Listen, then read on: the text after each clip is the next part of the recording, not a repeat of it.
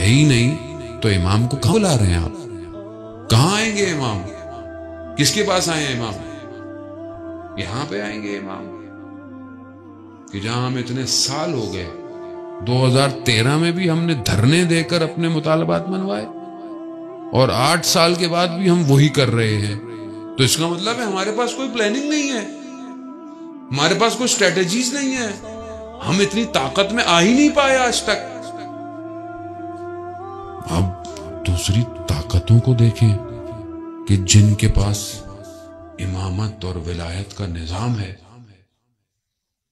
وہ ایک شخص جس کے چہرے کو، جس کی ایک آنکھ سے دشمن ڈرتا، 40 سال امام کی حکومت کے لیے 4 ملکوں پہ حکومت قائم کرتا رہا. گاؤں میں رہنے والا کسان کا بیٹا تھا، کسی یونیورسٹی سے نہیں پڑھا، لیکن امام کی خاطر، امام کی حکومت کے لیے اپنے آپ کو اس مقام پہ لے کر آیا.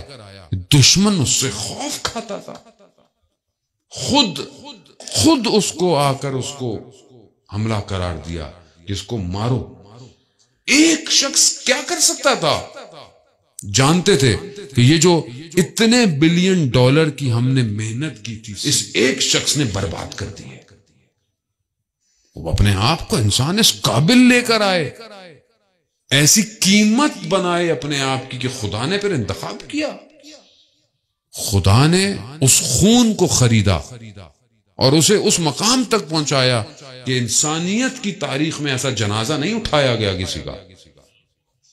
اور اس نے اپنے وجود کے ٹکڑے کرا دیے، نہ سر کا پتہ، نہ بدن کا پتہ، صرف ٹکڑے تھے اور ایک ہاتھ تھا بس. جس کے سردار کی گردن نہ ہو، ان کے نوکروں کی گردنیں کیوں بچے؟ یہ ہے کربلا. کربلا یہی ہے کہ دعوت دیتی ہے کہ یہ عشق کی وادی ہے، آنا چاہتے ہو امام تک، بسم اللہ آؤ، لیکن شرط ایک ہے، گردن کٹوا کے آنا پڑے گا. تیار ہو؟ خوش قسمت ہے یہ شہداء. عزیزان محترم، ظاہراً تو ہوتا ہے کہ نقصان ہو گیا، یہ ہو گیا، وہ ہو گیا، یہ سب اپنی جگہ پر، لیکن خوش قسمتی سمجھیں کہ 1400 سال بعد عشق ولایت علی کی خاطر گردنیں کاٹی جا رہی ہیں. افتخار کرے آدمی کہ میں اپنے سید الشہداء کے راستے پر قربان ہو رہا ہوں. جب سردار کی گردن نہیں، غلاموں کی گردنیں کیوں بچیں؟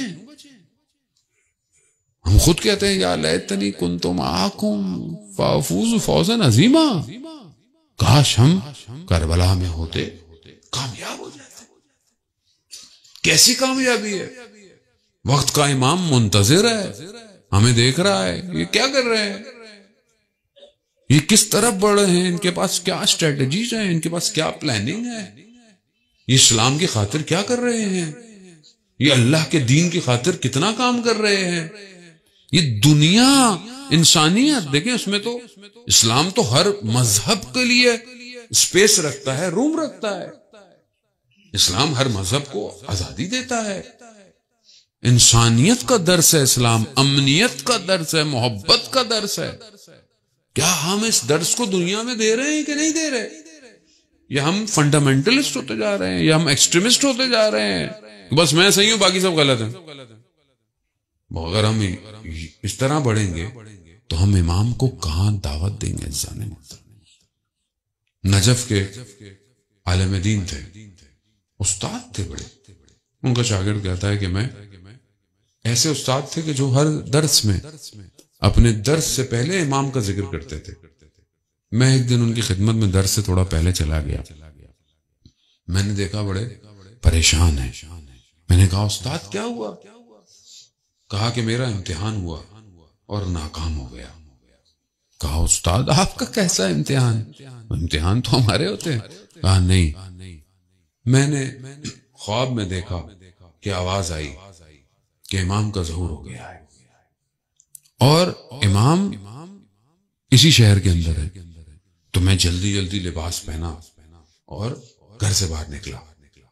میں باہر نکلا تو دیکھا لوگ بہت ہجوم میں اور دوڑے جا رہے ہیں امام جہاں پر ہے.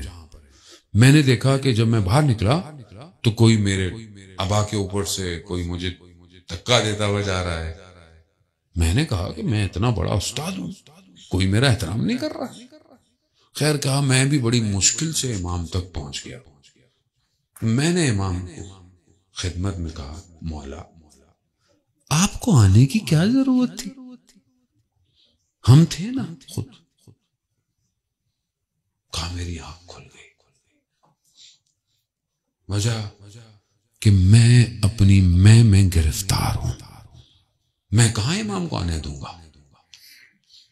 میں ایک طالب علم ہوتے ہوئے, میں ایک عالم دین, اگر لوگ کہتے ہیں بلکہ میں خود نہیں ہوں عالم دین, طالب علم چھوٹا سا, ایک مجلس پڑھنے والا بولے گے امام نے کیا کرنا آگے, میں ہوں نا, میں مجلس پڑھ رہا ہوں, مولا آپ کو کیا ضرورت ہے. عزیزان محترم, سخت ہے, آسان نہیں ہے امام تک پہنچنا. امام تک پہنچنا اگر آسان ہوتا تو بی بی مدینہ کے دروازے نہ کھٹکھٹاتی.